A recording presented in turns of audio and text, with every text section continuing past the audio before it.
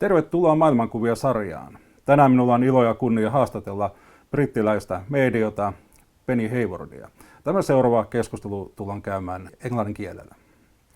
Well, it's nice to meet you, Penny Hayward.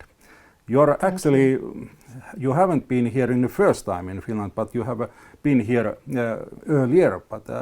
But nowadays you have just came back from Lapland in Sami area. So what is your impression about those and what kind of feelings you bring from the Lapland? Well, I found Lapland very special, and it was wonderful to really connect with nature, and meeting a Sami lady and learning how to make a Sami drum was very special. There were a few instances along the way where there were spiritual experiences, where I got to connect with the land and the energy of the land, which I've just really taken into my heart, and I just feel a special connection now with the place. So I'll be back. Well, I'm sure about it, because this is what we call it in magic of Lapland, that people get fall in love with that energy and that nature and those northern lights and everything. So I actually saw those photos what you have taken, and I can see those photos that you are really fell love in Lapland area and this Sami area.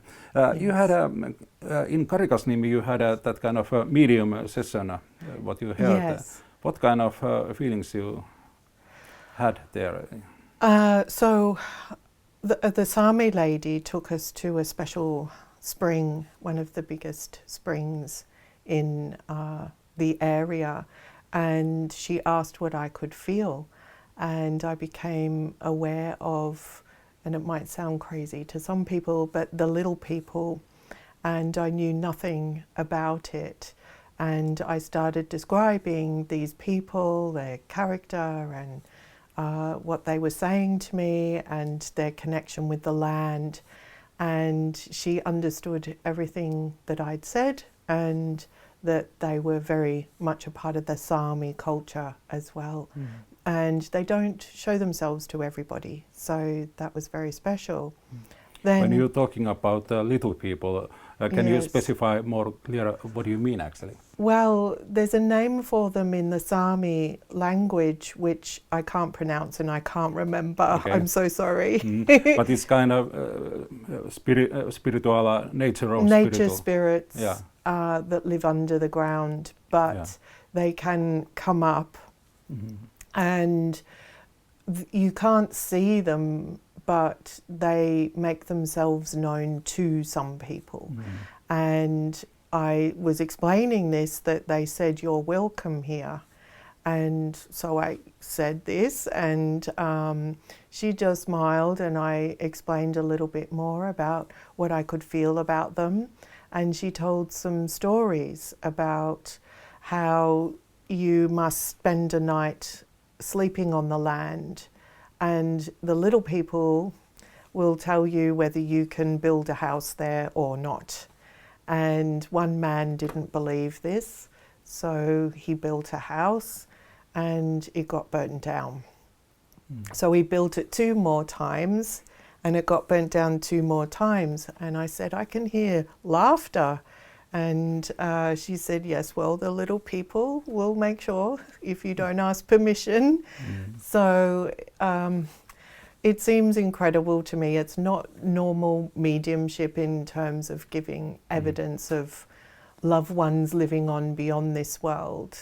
But it was a very special experience standing there with a Sami lady and saying, I'm aware of these nature spirits, these little people. And in Sami language, it translates to little people underground. So interesting that I called them little people, not elves, not something else. So that was exciting, that was interesting and different, and I'm still absorbing the experience. Yes. Well, in the Lapland area, these Sami people, it's about their culture that they are, example, sacrificing some food to the spirits of nature, and Yes. this has been their old culture. Yes. In that way. And these spirits also said to me that I should ask Ellie for the symbol for the little people to put on the drum I just made. It was a Sami drum that I made with Ellie.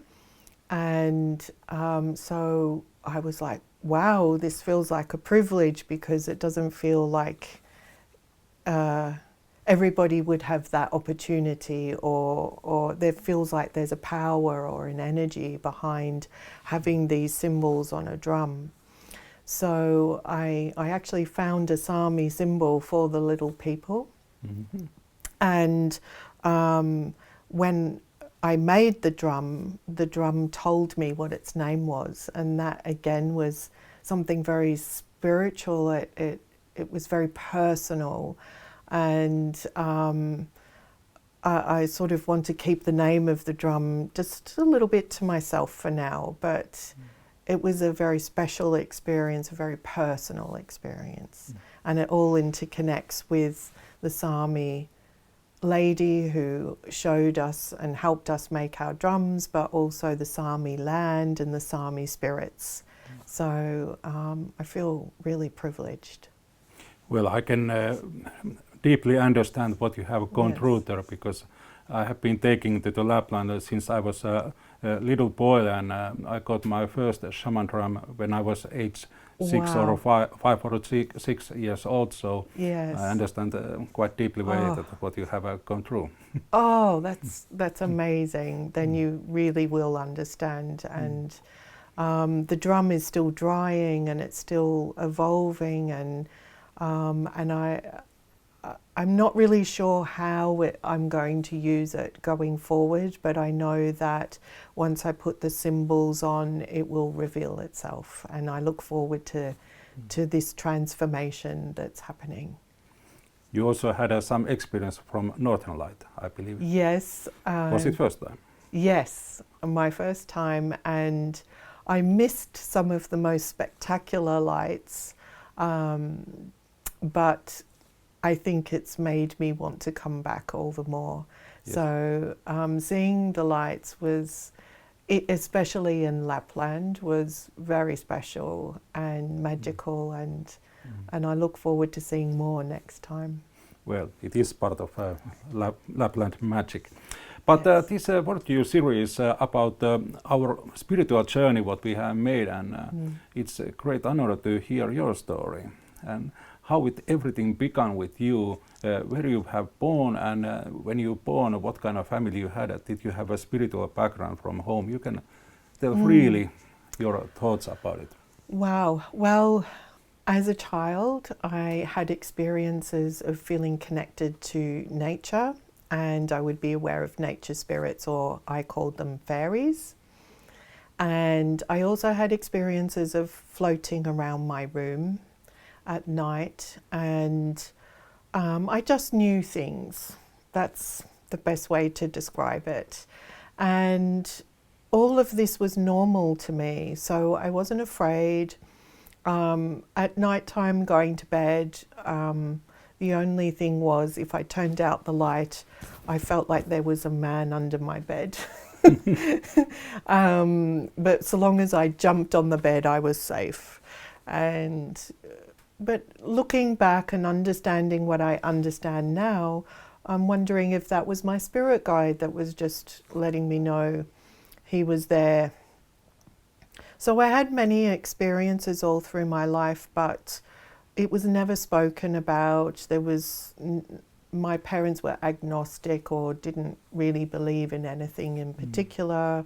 I didn't grow up in a religious family, and I started to have precognition, all kinds of different things in my life, and I would ignore it. And then it came to when I was 28 years old, and I wanted to know, why am I here? What's life about? And I felt like there had to be more, but what was it? And I woke up with a voice saying to me, move to England. So I did. And that's when I discovered mediumship and mediums, and that I am a medium. And I started my journey of understanding over there. So that's 25 years ago. So basically your origin comes from Australia? Yes. And yes. From where? I was born in Melbourne, and I grew up in the suburbs, the western suburbs, I believe, in an area called Rosanna. And there was lots of fields, or really they were sort of swamp-like or marsh-like land, and we would just go out and play in amongst the trees and the marshes and things. And I think one day I caught a frog and brought it home. So it was very connected to nature, and it was nice to be, even so though you get this, your sensitivity. You have been very sensitive since childhood. Yes. Where you got it?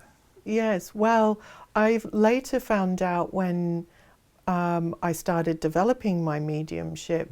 I told my father, and he said that he'd had experiences as a child, but in his family they were Greek Orthodox, so you know, it was a bit of a taboo to talk about the things he could see and understand.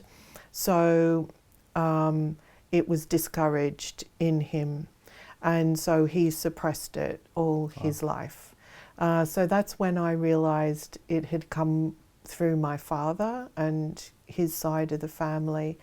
And he mentioned that his grandmother, I think it was, lived in the mountains somewhere, and she was known as the healer, and people would go to her for special things that they needed, but they also feared her because she had chickens like everybody else, but the wolves would eat everybody else's chickens but hers.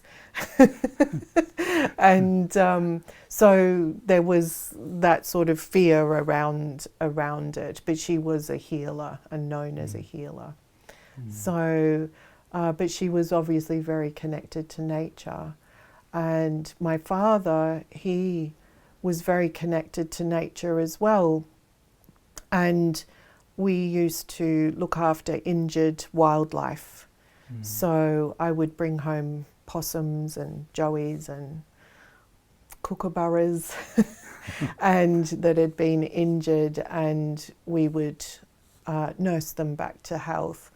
And I got teased for it. But in the end, sometimes when children found an injured owl or something, they'd come to our door. My father, when I think about it, was extremely good with animals, and I believe had he lived life differently, he would have been a wonderful healer, an animal healer. So basically, he probably used his sensitivity with animals. Yes, I think he lived a different life, but we did get to do that a little bit anyway. Okay, all right. So, in age of 20, you hear that voice inside of you that moved to England. So, you followed that yes. calling. And, incredibly, I listened. Yes. And I got to England and thought, I'm here, now what? And so it was a bit scary. I was alone. I had no friends or job. But that soon changed. And then I ended up going to a medium by chance. And something after that experience told me to go back, but I didn't know why. And the next time I went, it was not so good. But that was okay because I really didn't know why I was there. And in the end, she said, you're not here to hear from the spirit world. And I said, I don't know why I'm here. I just want to know how it works. And that's when she told me that I had abilities and I could come to her workshops. And after that, it just went, I went for my own soul. And I went to understand myself, and I didn't have an intention to be a medium working and giving messages and doing all the things I'm doing now. I just went for me. But eventually the spirit world has other plans, and when you listen to what your soul is telling you and what the spirit world is gently guiding you towards, then you find your path opens up and leads you to places you would never have imagined for yourself. Like going to the Sami lands. So basically you discovered your own soul and your own inner, how to say, inner thing or inner being. Yes, I became more in touch with that spiritual side of myself that was crying to come out. And I think there was a long time that I was more in my human self and unhappy. And once I started to understand my soul, my spirit, my consciousness, and all those beautiful parts of myself that hadn't really been able to be expressed or nurtured is maybe more to the point. Once I started nurturing those non-physical aspects of myself, then everything started to make sense, and I could understand myself as a human being as well as a spiritual being. And then I became happier and less frustrated in life. Well, that sounds very nice. How about those aspects what you had in your childhood, that you was floating in your room, you was out of your body? Did you lose it in some point, or have? Yes, I think so. I'd love to be able to fly, as it were, again, but it seemed to happen mostly when I was a child. And I think maybe as we evolve in our human being, our abilities, our sensitivities change in our spiritual being. So, and it has a lot to do with your consciousness. So to me, there's two aspects to the mind. There's the human mind and there's the spiritual mind. Yes. And so you've got to find the balance between the two, and a way in which to put aside the human mind as much as possible so that the seemingly impossible can happen. And in your spiritual mind. So I've never really had those out of body or floating experiences since. Yes. Well, but it brought something more important for your life in that way. I think so. Because you started to help people with your skills. So how you discovered first time your ability of example mediumship?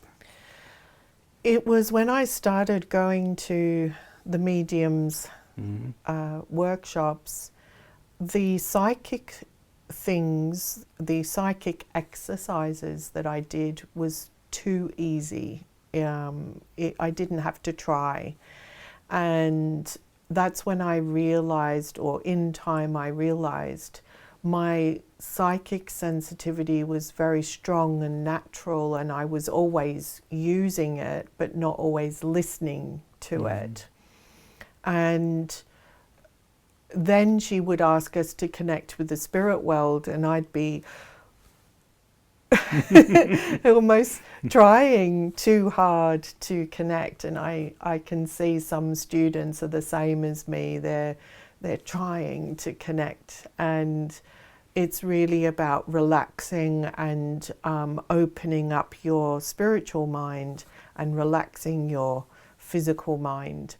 And so I try to help people with my knowledge and experience, because I learnt the hard way.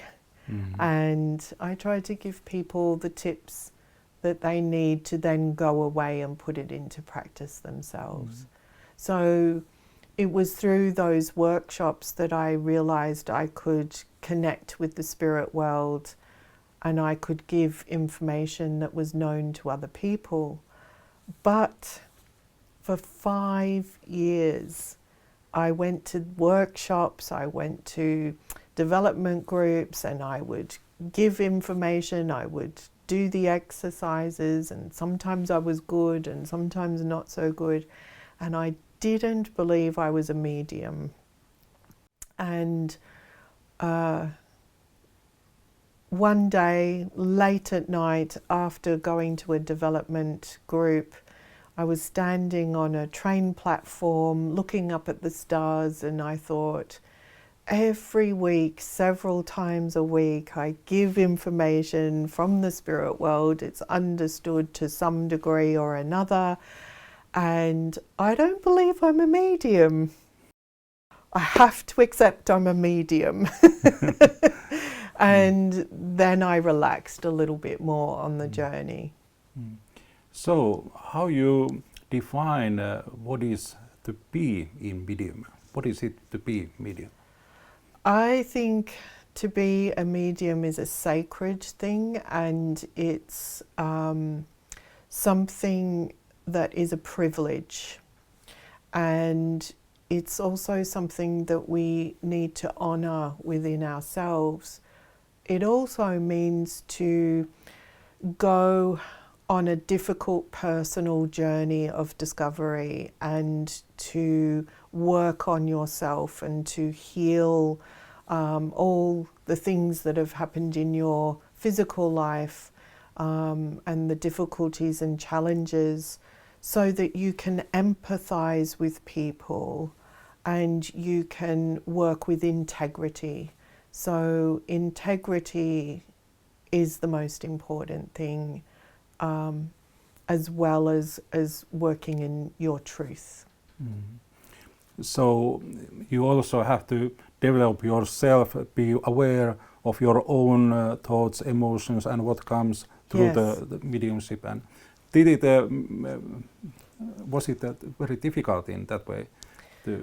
Yes, I think so, because as I developed the mediumship, my sensitivity was already strong, but it got more deep and more strong. And you realize that there were things that have happened in your life's journey that have emotionally affected you or mentally affected you, and it comes up as you're developing your mediumship. And so I spent a lot of time soul searching and healing different aspects inside myself. And still today that happens.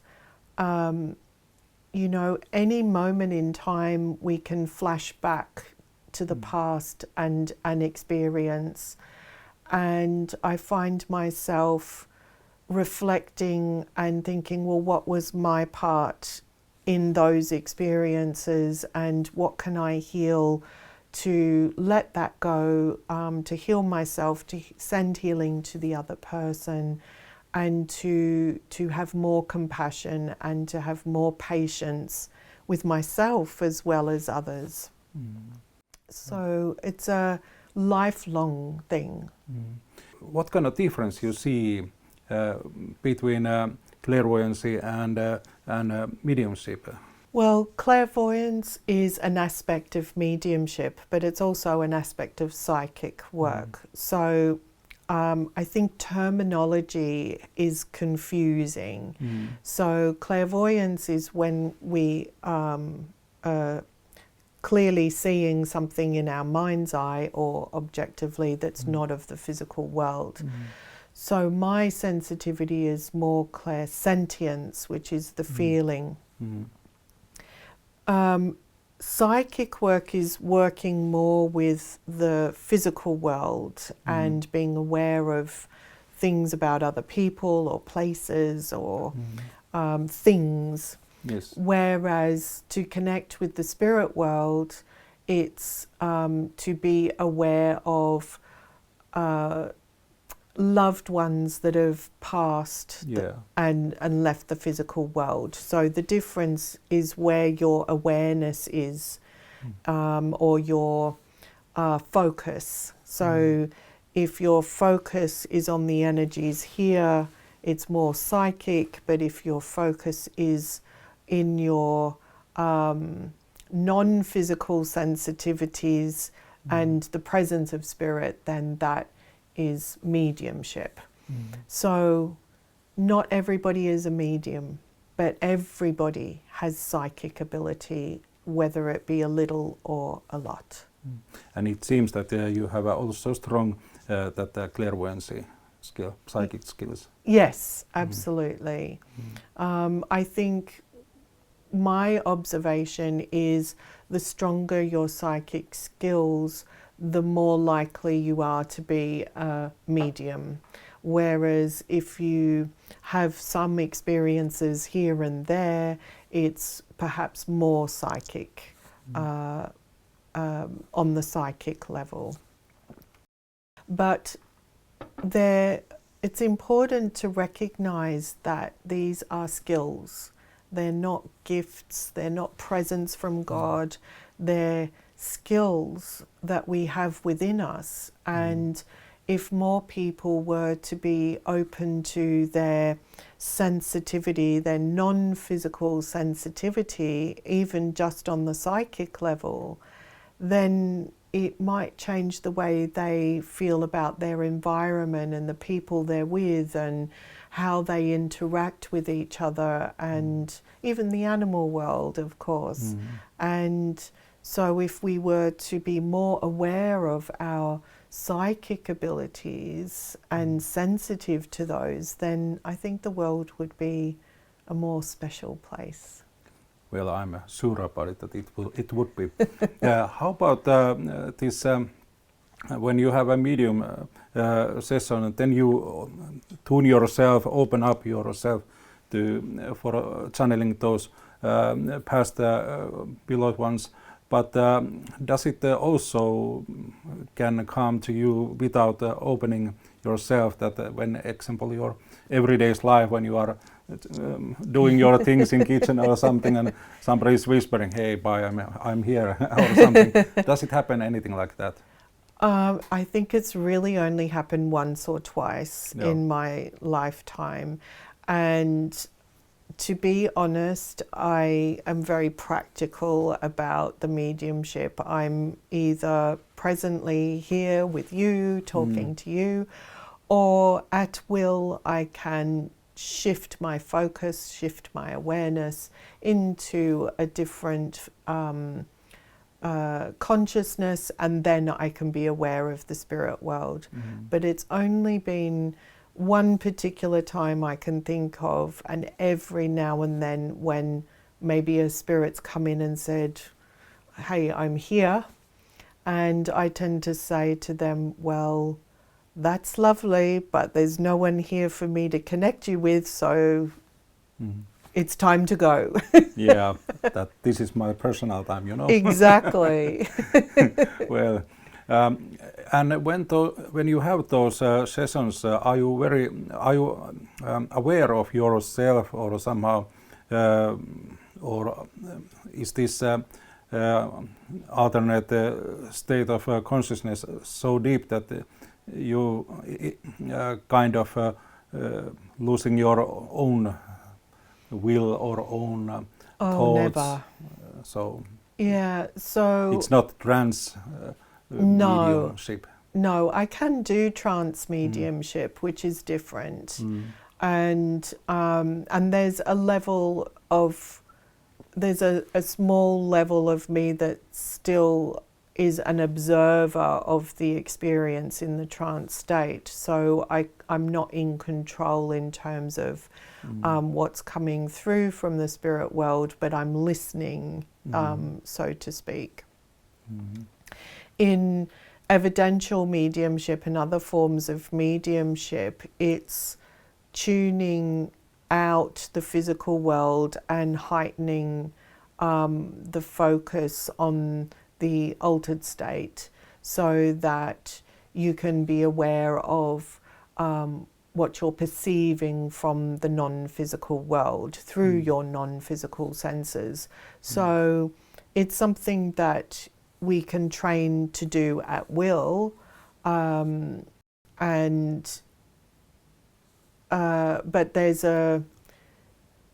it's a turning down the human awareness and the human emotion, so that you're more focused on that unseen world as opposed to this world. So my eyes and ears can see and hear in this world, but I'm more focused on the unseen world.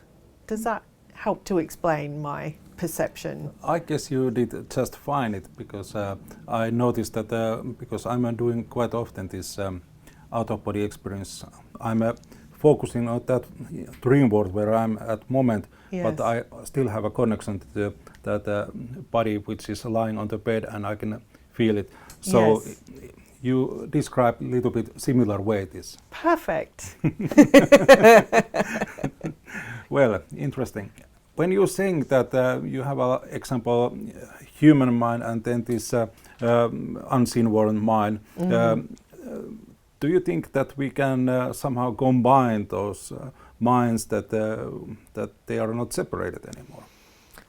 I think the key to it is to they're always connected, but it's where you put your focus more. Yeah. So there's an interconnection between the two, but the human mind or the physical mind needs to accept the spiritual mind, and that there is things happening beyond its understanding. So the physical mind or the human mind is more focused on, I can see and feel this table, and I'm here talking to you, and I'm in charge, and I like to problem solve. And the spiritual mind is connected to the universe, is connected to the stream of consciousness, is connected to God, whoever that is for you. And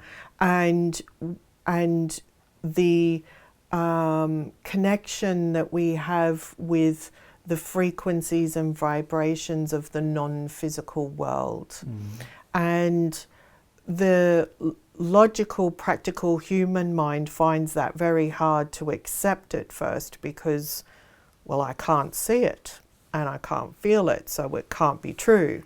And so there's this usually tug of war that happens until eventually we can ask that human logical mind to be the observer of the spiritual experience.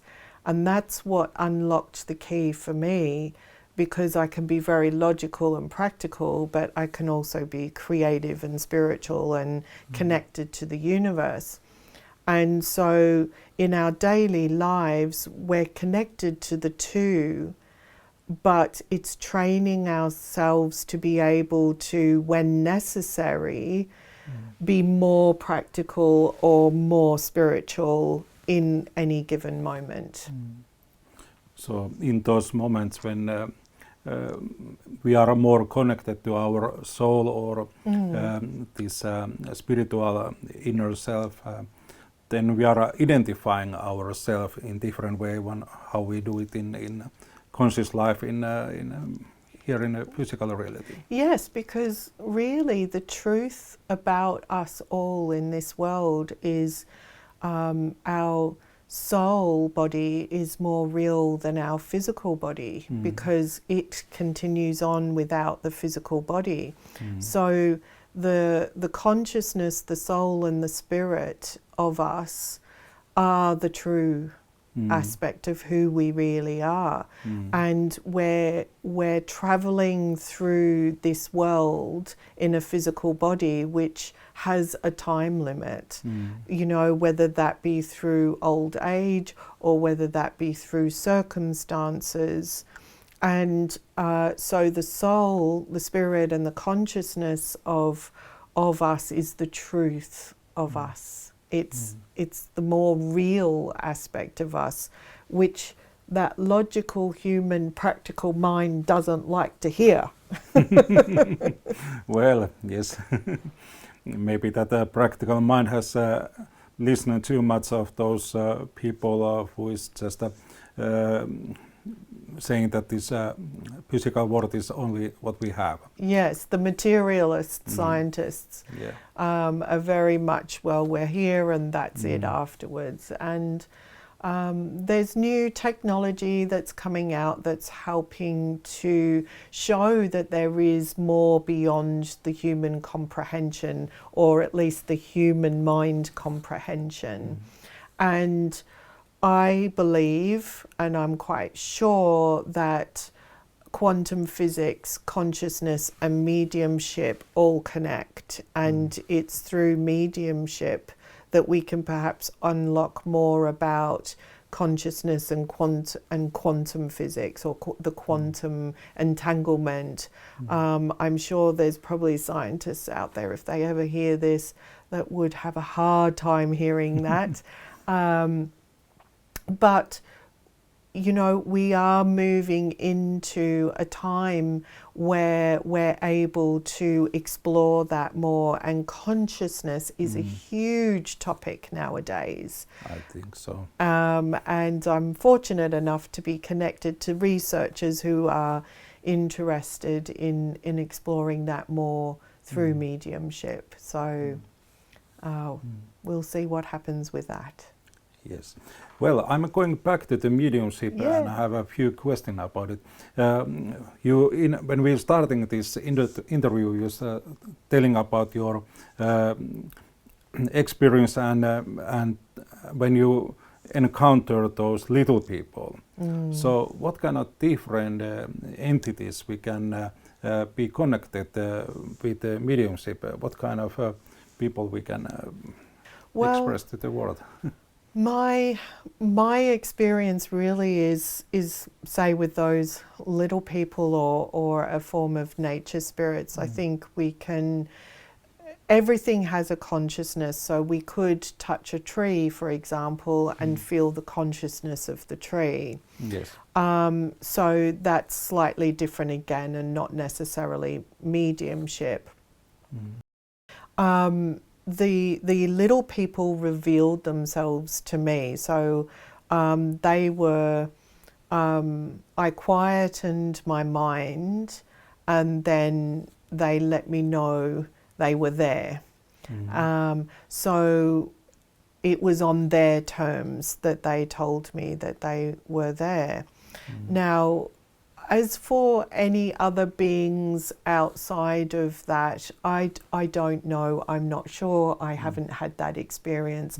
I have my connection to my spirit guides, which aren't loved ones.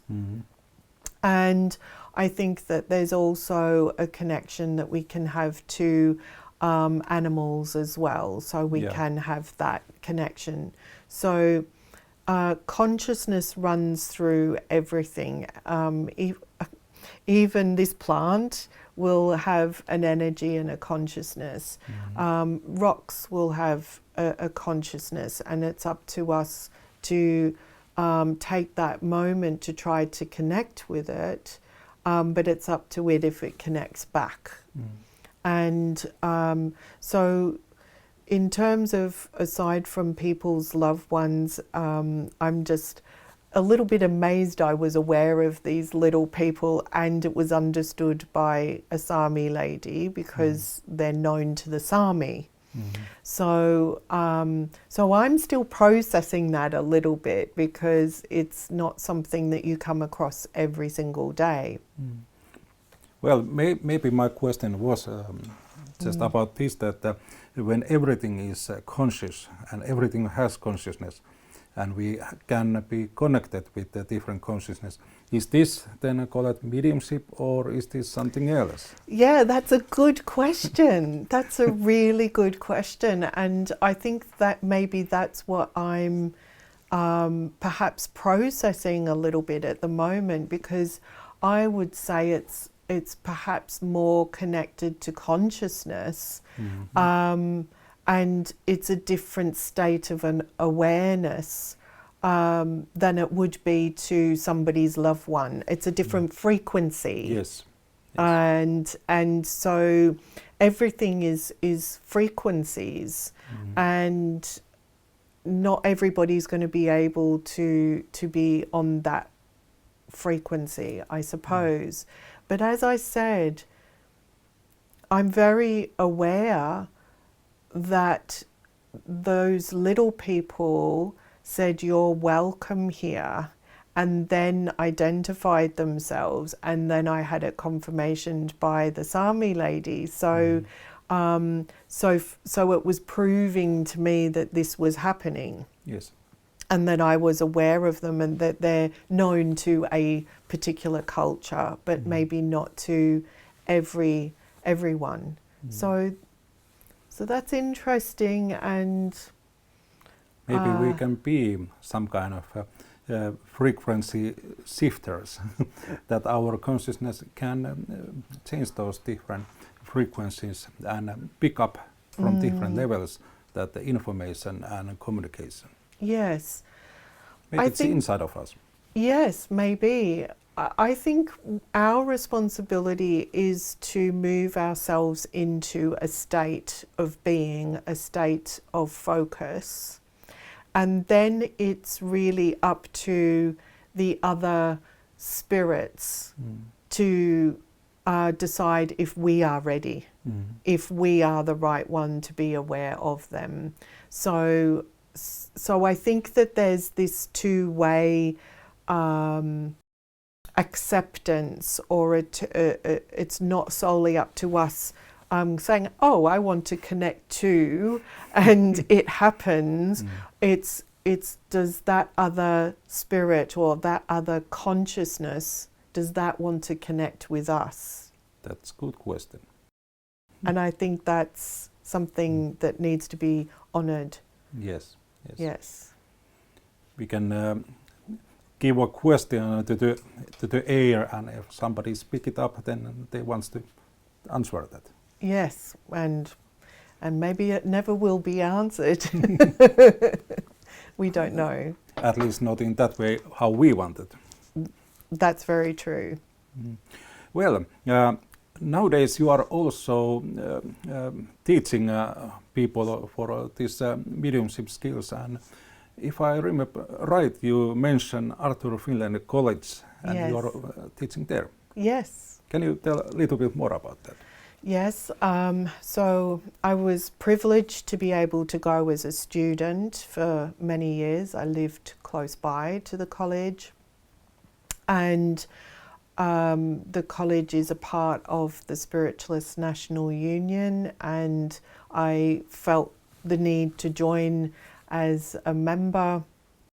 And as I developed my mediumship, I felt that I wanted to learn more about spiritualism, and along the way I went through certain processes and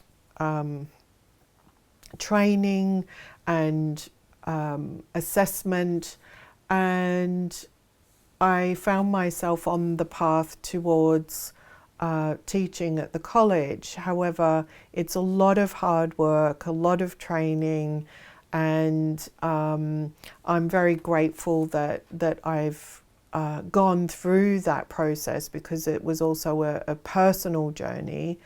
And so it's not like you can just knock at the door and say, "Can I teach here?" It's a very long but wonderful journey to have that honour.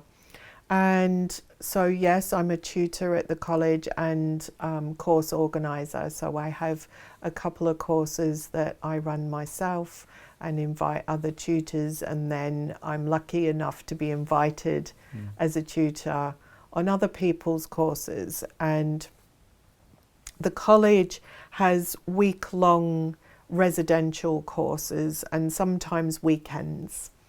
And you the cost of the course includes your accommodation, 3 hot meals a day, and the training. So it's incredibly cheap when you think about you're staying in a beautiful big old house, and you've got 3 hot meals a day and all this wonderful training by all these wonderful tutors.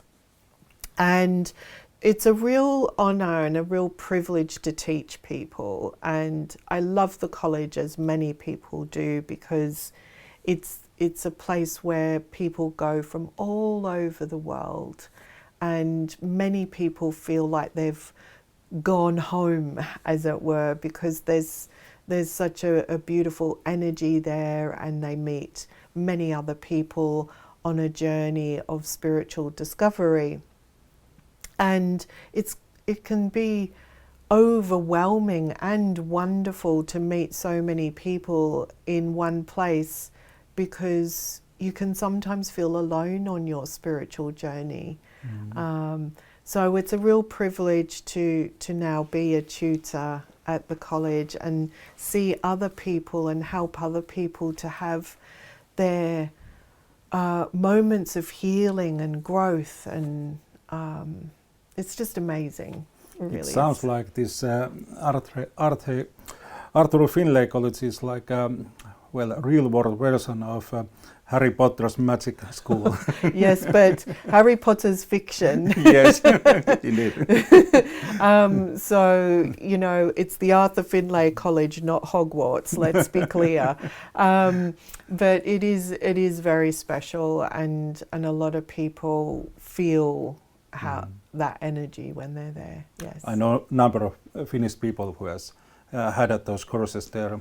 Yes. So I have heard just good things about it. Wonderful, and that's a good point. There are international weeks there where everything is translated. So, for example, Finnish Week is for Finnish people, and there will be translators. So there's also Italian Week, and I can't remember, Norwegian, and all kinds, Swiss, French. So it's worth people looking and seeing if there's a course for them.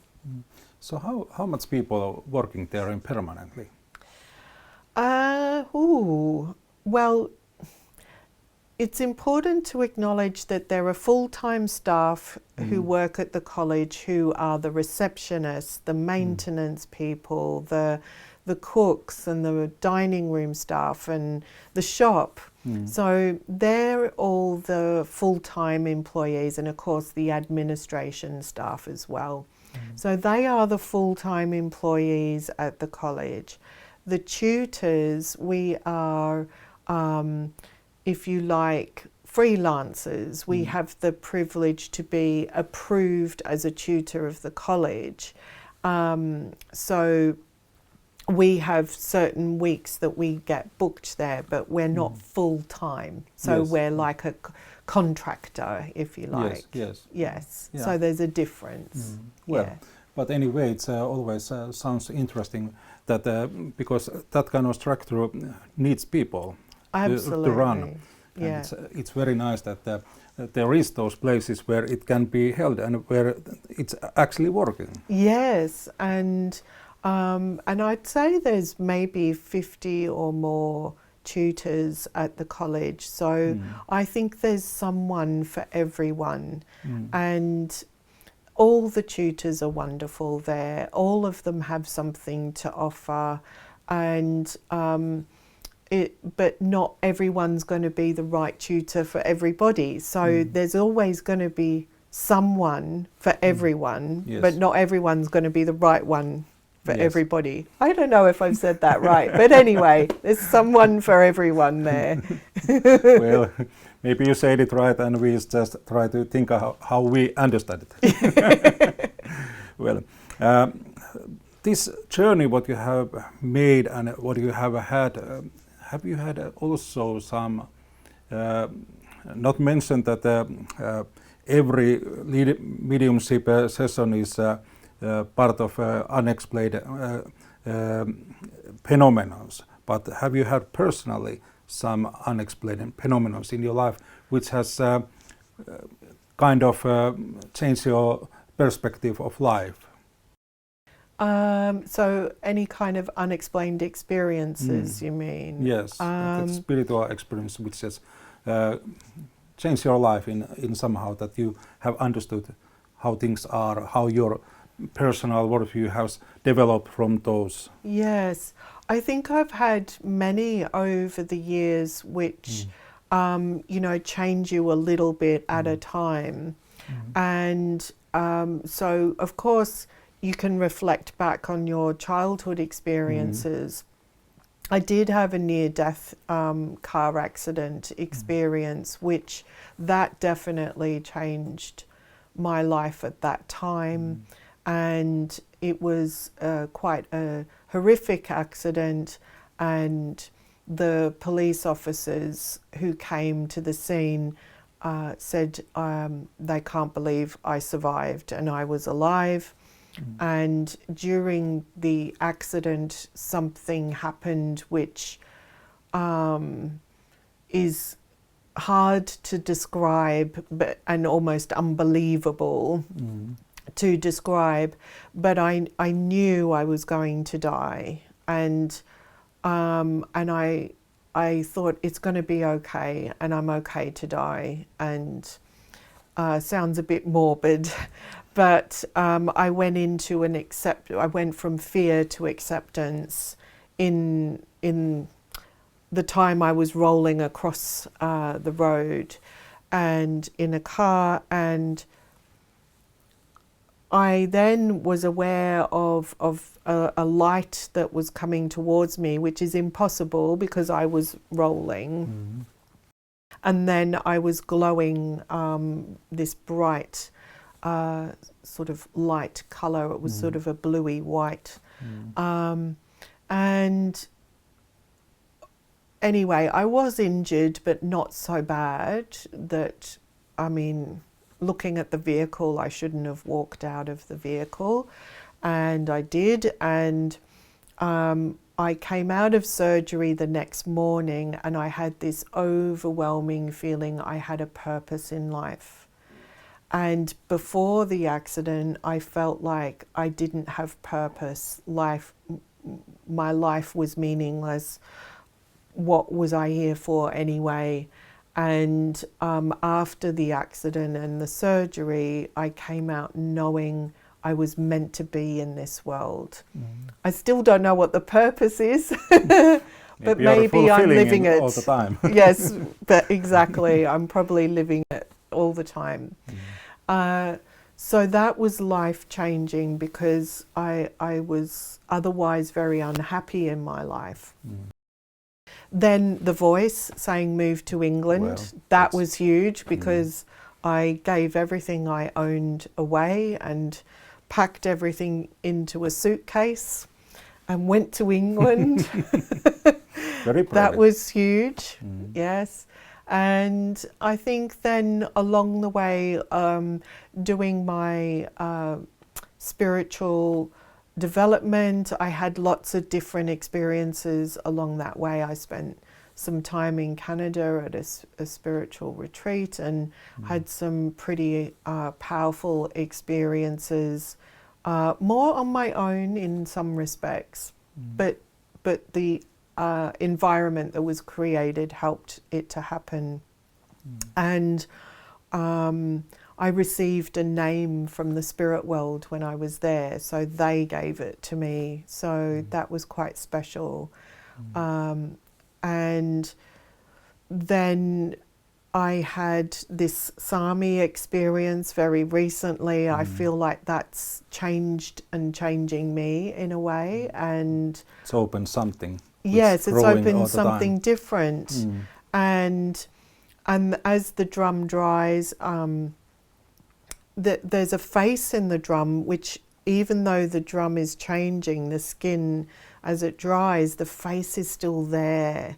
And there's other sort of images that are showing in the drum. And once I feel I add these Sami symbols that I feel I'm meant to add, which is only 3, then I feel that something else is maybe going to happen. And the fact that the drum told me its name as I was weaving the back and pulling the skin tight. And so that's pretty special as well, and it's a connection between me and the drum, I suppose. But in the Sami culture, the drum is a healing instrument. It's a messenger. It's a part of the shaman. Yes, it is. And so I'm feeling that connection growing, and I'm excited to see where that takes me. So some people say that the drum is like a tool for exploring universe. Yes, and I get that feeling that perhaps I'm going to have some experiences with the drum, which is going to perhaps change or elevate or move my mediumship in a different way, or my consciousness anyway, and which is wonderful, especially seeing as I have a scientific interest in consciousness and mediumship. So to have these different aspects to what I'm understanding and tools and growth all the time is really so special. And I think it's so important that we never ever stop evolving ourselves. Just because I've achieved a wonderful accolade to teach at the college, Arthur Finlayn College, doesn't mean I should stop developing.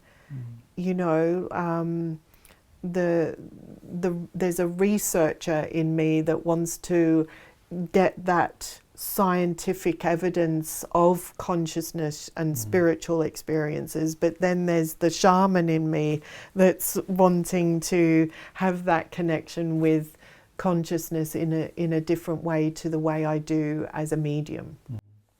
So. Well, sounds very reasonable, and I always thinking that seeing scientific way is a kind of a path of knowledge, that you understand how things works, but all knowledge is just knowledge until you live that in your personal life. Yes.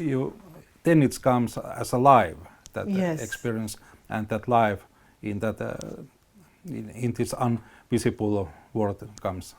It's a difficult way to explain. Yes, but I get what you're saying, because unless you experience it, it's not a truth for you. And I believe that our souls are on a journey through this world to recognize that really the soul is the more real aspect. The soul, the consciousness, and the spirit is the more real aspect to who we are.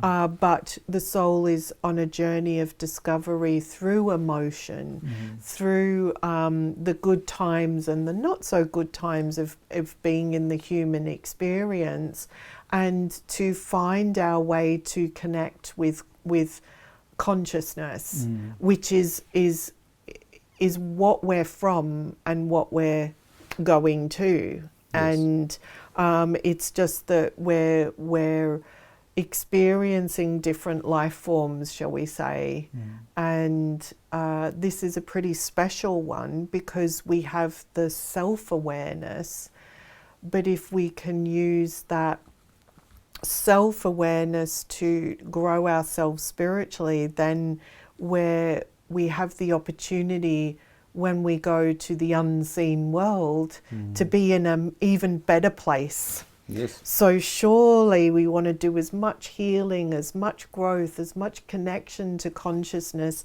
in the ways that are right for us, that helps us find our truth. Because nobody can tell us what is true for you or for me. We have to live it, as you were saying. We have to discover it for ourselves. But other people can maybe help us as a signpost to have an experience that unlocks something. And that's what we're meant to do, unlock that key that's inside us, that helps us discover our soul power. Yes, this sounds something what I have always also thinking, and I guess there is a few more things what we haven't spoken yet. You have mentioned a couple of times about this healing thing, that it seems that you are doing also healer's job. Can you tell that a little bit more? Yes, so I did go through a training process as a healer with the Spiritualist National Union, and I'm an accredited healer with them. But I've always had healing abilities, and so it was wonderful to go through that training process with the Spiritualist National Union, but I'm looking forward to seeing where this healing may go in connection with the drum, perhaps.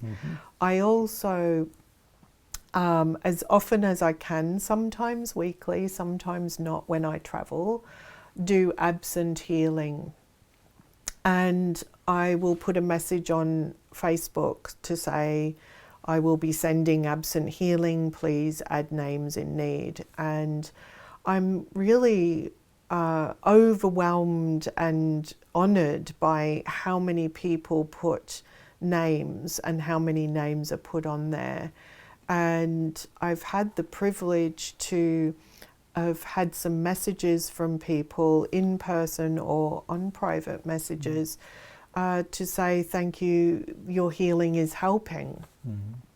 And I feel very touched by it, but I know that it's really, I'm just a conduit between God, or that consciousness that is of the universe that moves through my healing team in the spirit world, through me and onto whoever it's meant for in this world. And sometimes people put their animals as well, because of course they're family too. They are. And best friends for people. And so I feel a real privilege and a real honour doing that, and it's something I do freely and willingly, and of course, it is free. Yeah, it's a big thing. What do you think? Are we able to heal ourselves by using our consciousness? Well, it's an interesting question, because from what I've learnt through reading various books through time, is there is a vitality in the air that we breathe. And also the sun gives off different waves. And so the sun gives off neutrinos, which is the scientific name. And those are little particles that move through our physical body. There's also this vitality in the air that we breathe. So of course we breathe in oxygen and we breathe out carbon dioxide. I hope I've got that right. And that fills up our lungs and sustains our physical body. But the vitality in the air connects with the vitality within us. So I understand that our soul is that vital power, that vitality. And if we are to focus or turn our attention towards breathing in vitality, it has a positive effect on our body, our mind, and our soul, if you like, because we're bringing more of that vitality into our own vitality. Now, I'm not saying that if you have some terrible condition, you're going to be cured, but it might aid your healing with modern medicine. It might help you heal quicker. It might help you feel more positive about your healing journey alongside modern medicine. So naturally, if we cut off a finger, it's not going to grow back. If we give so we have to accept that there's it's in what aspect are we bringing that healing into us, and what is the purpose of that healing. So we should have that combination between medicine and the healing practices. And I think if we combine the two, it's more positive for our mind, our body, our soul, our spirit. So we need more holistic way to see this so. Health and how to heal. Yes, a holistic way of looking at things. And I've had the privilege of meeting a lot of people, and there are different doctors or nutritionists or psychologists and from all different sort of mind and body practices that are recognizing that there's more to healing someone than using Freud or plants. Or modern medicine. There can be a more holistic way of looking at healing someone, and maybe for some people, acupuncture combined with chemotherapy is what they need, and maybe for somebody else it's chemotherapy and spiritual healing. So what is the right combination for each individual person? And obviously it's having an open mind. If you think it's not going to work, it's not going to work. And that's the same with modern medicine. Even in modern medicine, there's a placebo. So there, was used in difficult times where I believe they didn't have penicillin, so they put sugar in the pills and said it's penicillin, and it helped the people because they thought they were having penicillin. That's a placebo. So even if some of it is connected to a placebo effect, is that bad? Well, if he's getting help from it, it's good. Well, yes, and if one is open to the fact that there is vitality in the air that we breathe, and that it can help you feel more at peace, it can help you feel more energetic, it could help you feel more clear in your mind, then it's free. Yeah. Well, my personal opinion and experience from this holistic way to see health, I hope that it's going in that direction, and I have seen already signs in that field where I have been working. As I told you earlier, that I have been working 20 years as a mental health nurse. Yes. And in their hospitals, those doctors and nurses has seen that it's a quite big effect what people thoughts and their beliefs about themselves affects to their health. Yes. In good and bad. Yes. So in that way, maybe this is starting already noticing that at least in psychiatric field, that how big effect ideas and thoughts and beliefs and emotions have. Absolutely, and that's why I think with any type of healing, it's about your openness to experience it and see what works best for you. If Reiki works, fantastic. If it's spiritual healing, wonderful. Yes. You know, go on a journey of discovery to find what helps you, and maybe you start with Reiki and then go to spiritual healing, and that's what really works for you. Maybe it's a journey of trying different things.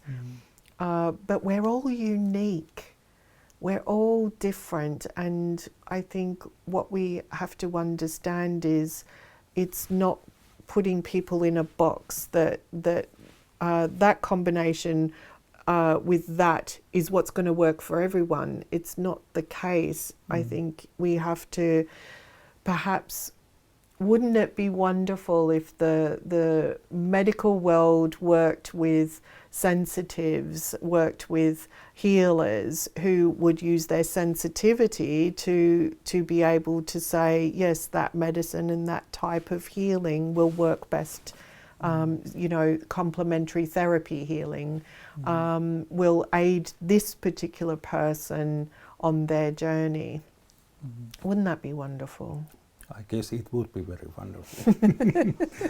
When I was just a student 30 years ago, and I was studying at this nursery, there was a saying that in hospitals in United Kingdom, they also used those spiritual healing methods beside of the Western medication and treatments. Is it the truth? Yes, so some hospitals are open and willing to spiritual healers or Reiki healers, which is a form of spiritual healing. There's a difference between, say, spiritual healing and Reiki healing, but I don't want to complicate everything. It's still spiritual, it's just a different type. And so they're seen as complementary therapies and recognised in the United Kingdom as complementary therapies. So there has to be the request on behalf of the patient for that type of healing, and then you would, good practice, check with the matron on the ward and say that's what you're going in to do at the patient's request, and you can spend some time by their side at the patient's request. So it's not like somebody wanders around and just and it doesn't work like that anyway. Yeah. But yes, it's all with the permission of the patient and of course the hospital. Well, but this is a very nice way to treat and give those options and especially keep an open mind for all this. Yes, absolutely. So we have now heard your story, your spiritual experience, your development and everything. What do you think about what has been most important teachings what this spiritual journey has brought to you? Oh, well, I think where I am at this point in time is trying to help people to recognize that there are 4 energetic states that are very important to us and to honor each one. So there's our mental energy or consciousness. There's the physical energy of the body. There's the vital energy, which is the soul, and there is the magnetic energy, which is the auric field around us.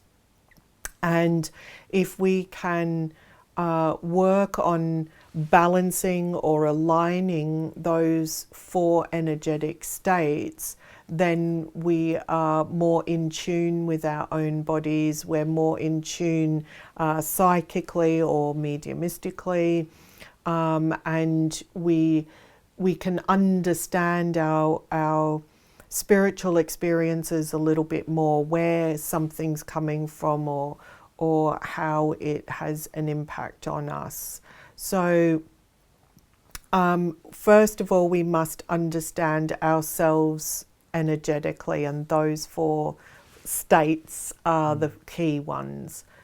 I know and understand that the auric field has different layers, if you like, to it, and I'm not denouncing that, and there's lots of different theories and theosophies about the aura and the layers of the aura, but I'm talking about it as a whole, the magnetic energy. And when we understand those 4 energetic states within and around us, then we can own it for ourselves, and we can understand what's us and what's not us. And then we can, the next part or the next key factor is using our focus as the lever between what is us and what is not us. So that's a very simple explanation, but it's not so simple to master, and it's not so simple to put into practice, especially if you're a novice. So it's taken me over 20 years reading lots of different books, lots of different theosophies, understanding that terminology has changed over the years, and then recognizing it in myself to then be able to explain it simply to somebody. So that is, I think, the fundamentals that I like to teach people or help people with, and then you can really build up from there and understand.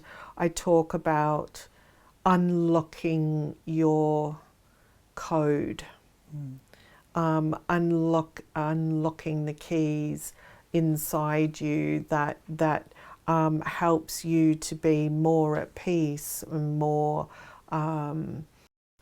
in tune with yourself and the environment and those around you. Well, this was very interesting. Hear about specific this magnetic force and magnetic energetic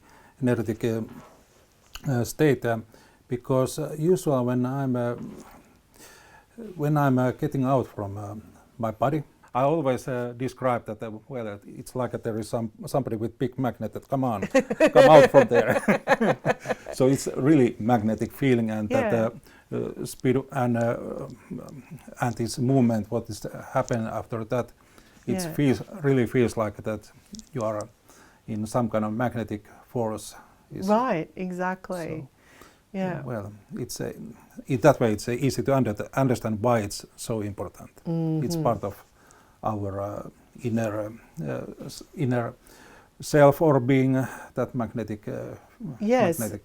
Well, it's all within and around us, and it's very hard to pinpoint exactly where some aspects of us are, like where is my consciousness? Yes. And so our brain is just a computer processor for consciousness, and certain things go in the human experience and the physical side of the brain function, and other things are spiritual and non-physical, so they go into a different compartment of consciousness, and our brains try to process that, and it's helping our own brain to process that non-physical spiritual side to us.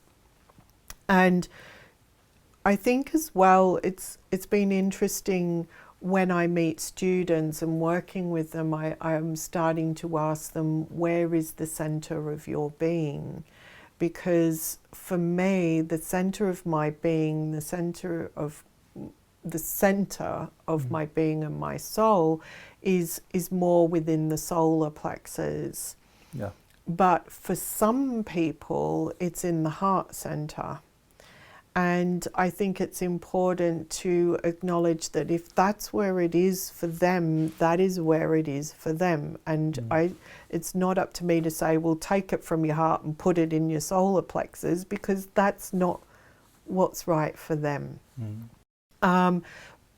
But my soul power, my vitality, the center of my being, I may connect with the solar plexus area within me, but it can come and fill my physical body, and it can extend out into my auric field, and it can connect then beyond my auric field with the vitality in the air.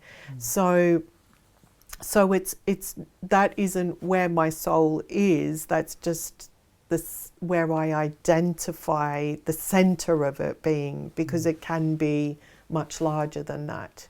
Does that make sense? I hope it does. I guess it does in Sunday. Well, this has been a very interesting journey. Maybe I haven't managed to ask all questions, but if you have something what comes up in your mind before we stopping this interview, you are free to say. Oh, wow. Well, gosh, there's so many different things, I suppose, but I think I would say to people, never stop being inquisitive.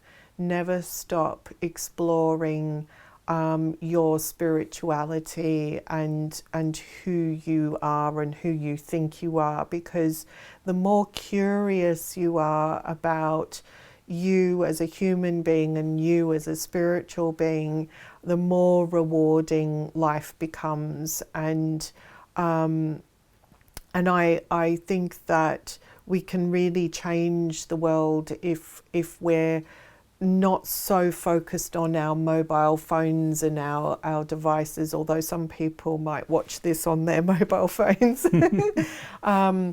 They have a place in our life. Technology has a place in our lives, but it's also good to disconnect from those distractions and become more aware of our natural state of being. And our natural state of being is our spiritual being. I think it's about understanding our natural state of being. I think what's really important is that we disconnect from technology and try to spend a little bit more time in our natural state of being, which is to understand our human aspect, but also our spirituality. And you know, a lot of people perhaps go for walks in nature and they start to feel relaxed. And that's part of their magnetic energy, connecting with the magnetic energy of the earth and nature. And it makes us feel better, it makes us feel calmer. And so we're really here to explore all aspects of ourselves. So whether you're a medium or not, I think it's important that you maybe spend a bit more time understanding your natural state of being, which is your soul, your spirit, your consciousness, along with your human emotional self. Sounds very nice and very beautiful. And one final thing that I'm hoping that in the future we are sitting here together again and having conversation about your future book, which is coming. Oh yes. So I have the privilege of working with a Italian engineer who is a part of the Monroe Institute, and we decided to pair up to write a book together. And Luca Biotti is his name, and he has experienced different forms of psychic work, and he does spoon bending courses and all kinds of things, and we're both very interested in the soul and the soul's journey through this life. So in the book I look at those 4 energetic states and why it's important to understand. Luca will explain about the aura, or to the scientific world it's the biofield nowadays. And so Luca brings in a more technical sort of aspect into the book, and mine is more sort of spiritual, but hopefully with some kind of depth of knowledge to it. And we hoped to have written it by now, but life is very busy.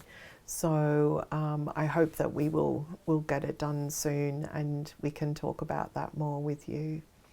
But I'll be back next year in Finland, so perhaps we'll meet again. Perhaps we will meet again, and this time our meeting was very nice for me. Thank you for this interview, Penny Hayward. Thank you so much for having me.